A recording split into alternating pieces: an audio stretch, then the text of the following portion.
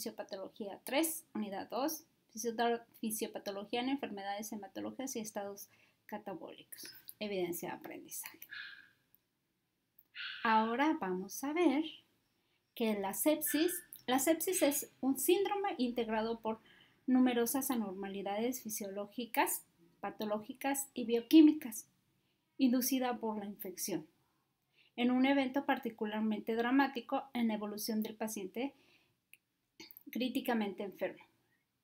Representa la causa más importante de ingresos en la unidad de cuidados críticos, en UCI, y ocasiona gran parte de la morbilidad observada en ellas. La sepsis puede predisponer el daño simultáneo, secuencial de los órganos y con ello la ruptura de los mecanismos homeostáticos del enfermo, la imposibilidad de responder adecuadamente ante la agresión.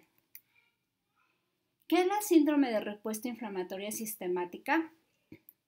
La concurrencia en pacientes infectados es de 2 o más con los siguientes: temperatura mayor a 38 grados centígrados o temperatura menor a 36 grados centígrados.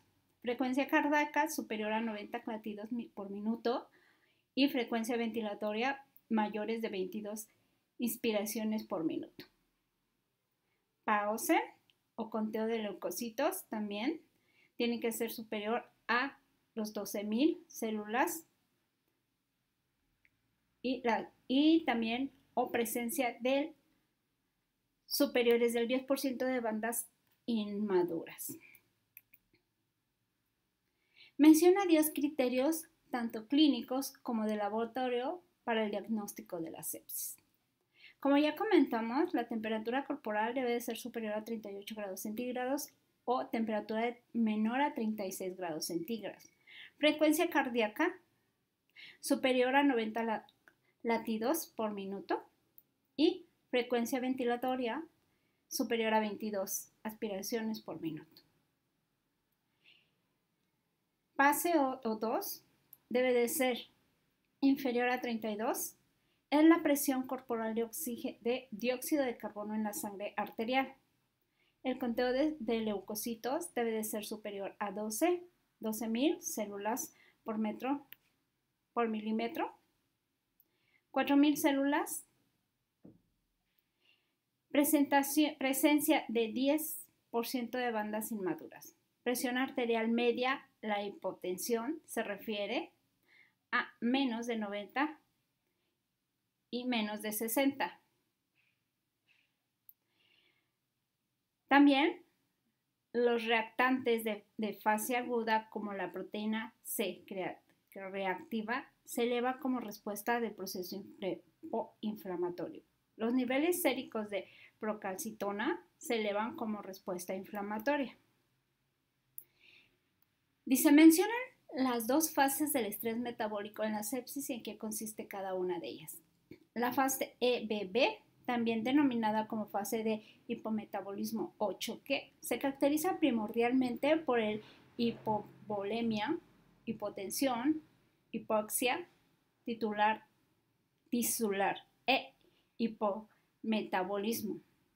Los cambios observados durante la fase EBB son debido a la intensa actividad sistemática que ocasiona caída del gasto cardíaco y con ello disminuye el transporte del consumo de oxígeno. El gasto energético y la temperatura corporal, todo ello es asociado a un aumento de las concentraciones sanguíneas de la glucosa, lactosa y ácidos grasos. La otra fase es la fase flow, reconocida como la fase de hipermetabolismo. Se desarrolla en el periodo de post-reanimación luego de alcanzada la estabilidad homodinámica y la correcta saturación tisular del oxígeno. Existe un aumento del gasto cardíaco, la frecuencia cardíaca y respiratoria, el transporte y consumo del oxígeno y la temperatura corporal.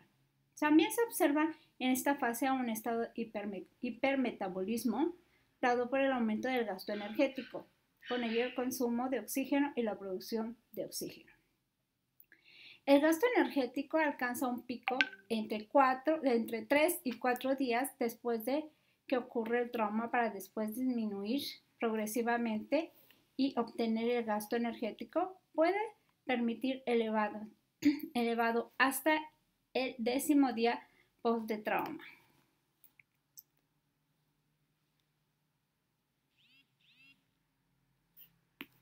¿Cuál es el incremento del gasto energético en una persona con sepsis? El gasto energético suele incrementarse entre 1.5 y a 2 veces sobre el propósito del estado basal del individuo, pero suele observarse aumentos mayores en dependencias de tipo y gravedad de estrés.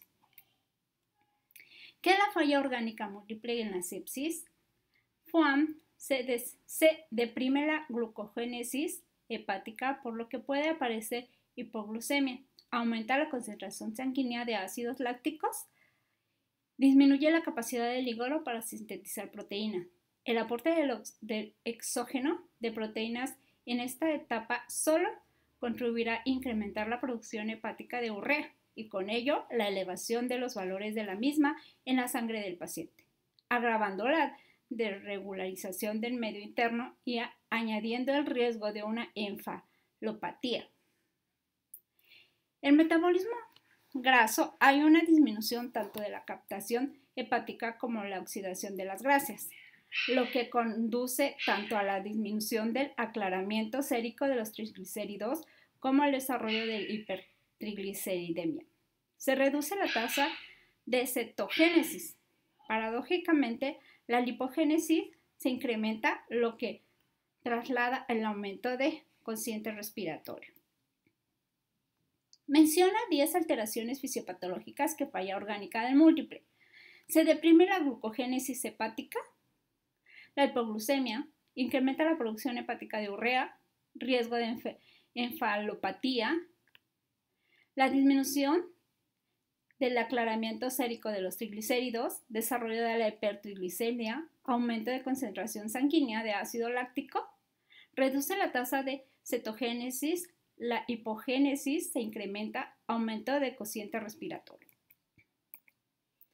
¿Cuál es la función del soporte nutricional en la sepsis? El soporte metabólico y nutricional haría posible que solo satisface las medidas que exige el paciente, incrementada por la enfermedad, de energía, nitrógeno y otros nutrientes, sino también modificar proactivamente el sistema inmune para montar una respuesta más efectiva ante la infección de la sepsis y la agresión metabólica. En particular, ¿cuál es la función de la nutrición enteral y cuándo se debe indicar en la sepsis? El inicio de la nutrición enteral debe de ser precoz. Esto es dentro de las primeras 24 a 48 horas de diagnóstico de la sepsis y tras la resucitación del paciente.